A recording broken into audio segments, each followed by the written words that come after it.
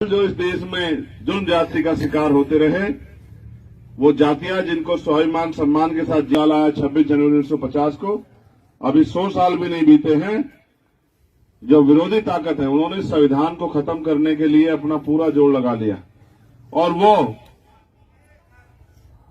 पूरा प्रयास कर रहे हैं कि ये संविधान जो है किसी तरह से खत्म हो जाए, क्योंकि अगर संविधान रहेगा तो बराबरी का हक रहेगा, बराबरी की ताकत रहेगी, हमें भी पढ़ने पढ़ाने आगे बढ़ने के अवसर मिलेंगे।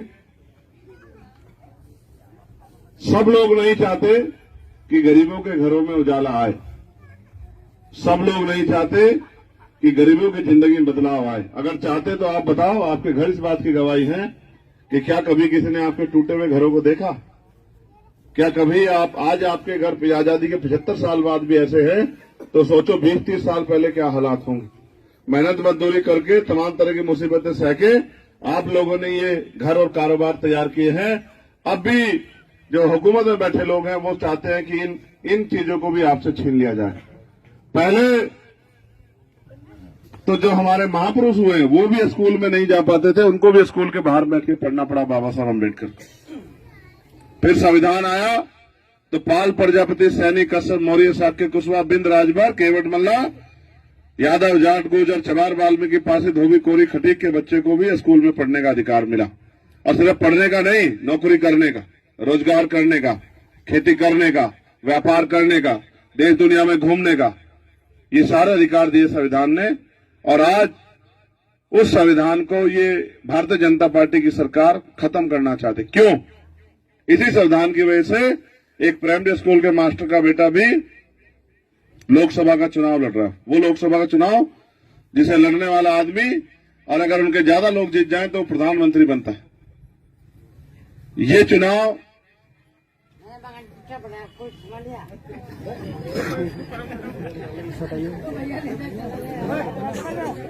चुप रहो बच्चों, वो तो नशे में, आप लोग थोड़ा नशे में। वो भी भैया के लिए आया। बिठा लो, गर्मी मत बिठाना, नशे में। पता लगा तबीयत खराब हो जाए, इसके बच्चों का क्या होगा इसको नहीं फिक्र है। इसको क्या पता, अगर इसकी ये तो अपने शौक में है, अगर इसे कुछ हो गया तो इसके बच्चों की तरफ कोई पलट के भी नहीं देखेगा, इसकी पत्नी को, इसके बच्चों को क्या सहना पड़ेगा, इसको क्या पता। अगर ये इतना समझदार होता तो फिर इसको ये इस तरह के ऐप थोड़ा ही करता। खैर छोड़ो, मैं बस आपको ये बता रहा था कि जब देश मुल्क आजाद हुआ तो बहुत कुछ बंटवारे नहीं हुए। जिन जातियों को पढ़ने लिखने का भी अधिकार नहीं था, उनको उनके जीवन में बहुत कुछ परिवर्तन नहीं हुए। सबसे बड़ा परिवर्तन हुआ जब संविधान लागू हुआ, जो संविधान हमें बराबरी का हक और अवसर देता है। धन धरती राजपाट में बंटवारा नहीं हुआ। जिनके पास नौकरी रोजगार नहीं थे उनको नौकरी रोजगार नहीं मिले। धीरे धीरे हम लोग पढ़ने लिखने लगे और आगे बढ़ने लगे, और आज ये हालत है कि हम पे भी टूटे फूटे मकान बन पाए। लेकिन क्या ये टूटे फूटे मकान ही हमारी जिंदगी का असली सच है? क्या हमें गरीबी में पैदा होकर गरीबी में मरना है? क्या हमारे कुछ सुख सुविधा और सपने नहीं होने चाहिए? जबकि संविधान तो हमें देता है बराबर के आजादी, स्वाभिमान सम्मान का जीवन। संविधान तो हमें देता है कि गरीब का बेटा भी पढ़ लिख के डॉक्टर, इंजीनियर, IAS, IPS, वकील, जज बने और अपने परिवारों के साथ जो परेशानियां उनको हल करने का काम करे। क्योंकि ये चुनावी कार्यक्रम है और मेरे पास बहुत सारे कार्यक्रम हैं। मैं बस आपसे अपील करने आया हूं कि आप अगर चाहो तो बाबा साहब अम्बेडकर के 4 बच्चों की कुर्बानी से मिली वोट से मुझे अपने बेटे, अपने भाई चंद्रशेखर आजाद को वोट की ताकत से उस लड़ाई को लड़ने का मौका दे सकते हो, जिस लड़ाई से, जिस ताकत से बहुत सारे फैसले बनते हैं, जिस ताकत से पार्लियामेंट में आपके हकों के लिए आवाज उठती है, जिस ताकत से जहां कानून बनते हैं और जहां से कानून लागू होते हैं उस पंचायत में पहुंचने का मौका आप अपनी वोट से मुझे भी दे सकते हो। आपने सब लोगों को मौका दिया और जिन्हें आपने मौका दिया वो मौका आपसे लेके अपने परिवार और खुद तक सीमित हो गए। उन्होंने अपने परिवार को आगे बढ़ाया, अपने बच्चों को अच्छी सुख सुविधाएं दी, लेकिन गरीबों की तरफ पलट के नहीं देखा। आज भी कोई अगर अपनी बात करने जाता है तो लोगों के दिलों में लगता है पता नहीं ये आदमी हमारी मदद करेगा नहीं करेगा, पता नहीं ये भी आदमी दूसरों को धोखा तो नहीं देगा। लेकिन सच ये है कि मैंने पिछले 11 साल के जीवन में इतनी लड़ाइयां लड़ी, कभी ये नहीं सोचा कि ये लोग मेरा साथ देंगे नहीं देंगे। जब किसी को मेरी जरूरत हुई मैं भाग दौड़ के उनके पास पहुंचा उनकी मदद करने के लिए। लेकिन आज मैं आपसे अपने भाइयों के, अपने आने वाली नस्लों के और देश में जो जुल्म जाती हो रही है उसको रोकने के लिए आपसे मदद मांगने आया कि आप इस लड़ाई मेरी मदद कराओ, जिससे कि हम बाबा साहब अम्बेडकर और माननीय काशीराम साहब का अधूरा सपना पूरा कर सके और जो अधिकार हमारे छीन रखे हैं उन अधिकारों को हम छीन कर ले सके। क्योंकि मांगने से भीख मिलती है, अधिकार छीनने पड़ते हैं, और जो अधिकार छीन लिए हैं उनको छीन कर ही वापस लेना पड़ेगा। छीन वही सकता है जिसमें ताकत हो, और लोकतंत्र में ताकत वोट में है। आप जिसको वोट दोगे वही ताकतवर हो जाएगा, चाहे वो 20 किलो का आदमी हो या 100 किलो का आदमी। मैं आपसे मदद मांग रहा हूं, बताओ आप मेरी मदद करोगे नहीं करोगे? दोनों हाथ उठा के बताओ जो लोग मदद करेंगे। एक क्यों उठाया था? अच्छा बताओ, मदद करने के लिए हमारा निशान क्या है बताओ? इनको बताने दो, माओ बहनों को, इनको समझाना जरूरी है। बताओ क्या है हमारा निशान? कम आवाज आ रही है, जोर से बताओ। केतली, ये मेरा निशान है या आपका निशान है? तो फिर इसको वोट कौन देगा? ऐसा तो नहीं कि सोचो भाई ये तो दे रहे हैं, मैं जरा घूम जाऊं, आज छुट्टी बना लूं, आज काम पे चला जाऊं, ऐसा तो नहीं करोगे। एक एक वोट कीमती है। अगर वोट से पीछे रह गया तो आप 5 साल सर पे हाथ रख के बैठे रहोगे कि अगर मैं अपने काम पे ना जाता, मैं वोट डालने जाता तो चंद्रशेखर आज पार्लियामेंट में होता, और पार्लियामेंट में होता तो आज मेरे बच्चों के लिए अच्छे स्कूल, कॉलेज, यूनिवर्सिटी, हॉस्पिटल बनवाने के लिए, उद्योग धंधे लगवाने के लिए, हम पे जो जुल्म हो रहा है उसको रोकने के लिए सीना तान के लड़ता। हमारी गलती की वजह से चंद्रशेखर कमजोर रह गया, इस बात का पछतावा आपको रहेगा। मेरी माओ बहनों से मैं पूछ रहा हूं, क्या विधवा वृद्धा पेंशन मिलती है आप लोगों को? कितनी कितनी पेंशन मिलती है? 6 महीने के। हाँ, देने वाला बहुत तेज है ना, तो आपके मुंह से 3000 निकले, इसलिए 3000 6 महीने में देता। मगर ये बताओ महीने में कितने बैठते हैं? महीने में कितने बैठते हैं? महीने में 500 रुपए। कितने बैठते हैं महीने में? हाँ, गणित तेज नहीं है आपका। अगर 6 महीने में 3000 रुपए मिलते हैं तो 6000 आपको अलग से आ रहे हैं क्या?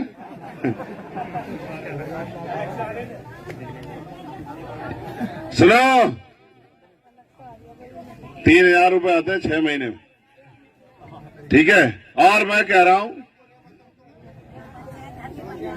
ये बताओ, पंचायत घर भी बनेगा, बारात घर भी बनेगा, अस्पताल भी बनेंगे, मगर मुझे बताओ 1000 रुपए में 1 महीने घर चल जाता है? और मोदी जी पैसे कहां से ला रहे हैं? घर से ला रहे हैं क्या अपने? क्या अपनी जेब से ला रहे हैं क्या? आप ही के तो टैक्स का पैसा है। जब 350 का सिलेंडर 1150 रुपए का देते हैं, 800 रुपए की जेब काटते हैं, वो किसकी कटती है? जब 150 रुपए का बिजली का बिल 600-700 रुपए का आता है, ये 500 रुपए की जेब कटती है, किसकी कटती है?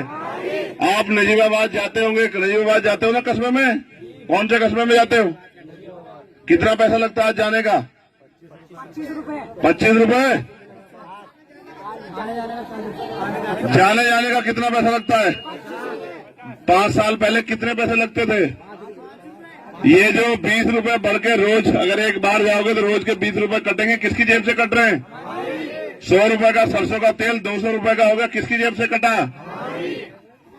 45 रुपए का पेट्रोल 100 रुपए का होगा, किसकी जेब से कटा? किसानों को कहा आय दुगनी करेंगे, किसानों की खाल खींच ली इन्होंने। एक किसान की आय जो है वो 27 रुपए है, और उसके ऊपर कर्ज है लाखों रुपए का। अगर अडानी अंबानी का करोड़ों रुपए कर्ज माफ करते हैं, 15-15 लाख करोड़ का, और गरीब का 500 रुपए का बिजली का बिल नहीं माफ करते, ये सरकार अमीरों की है। इन अमीरों की सरकार से सावधान रहना पड़ेगा, और अपने बच्चों का भविष्य सोचते हुए अपने बीच के लोगों को ताकत देकर आगे बढ़ाना पड़ेगा। क्योंकि बाबा साहब अम्बेडकर वोट का अधिकार हमें शासन करने के लिए देके गए, किसका पिछलग्गू बनने के लिए नहीं।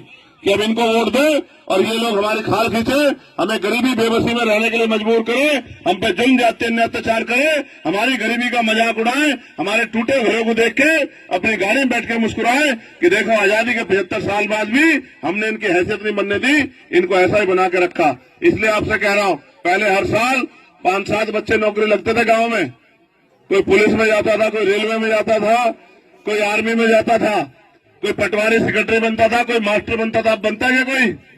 अब तो भर्ती बाद में आती है, पहले पेपर लीक हो जाता है। हुआ नहीं हुआ पुलिस का पेपर लीक?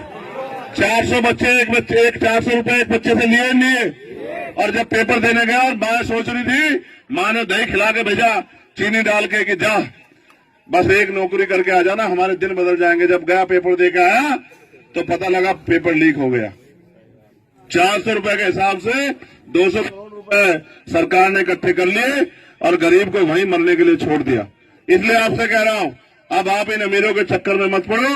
अब आप अपने बेटे, अपने भाई चंद्रशेखर को ताकत देके उसको पार्लियामेंट भेजो, जो पार्लियामेंट में जाके वो आपके बच्चों के हितों के लिए वहां सरकार से लड़ सके। आप बताओ, क्या आपके क्षेत्र में एम्स जैसा हॉस्पिटल होना चाहिए नहीं होना चाहिए? बताओ।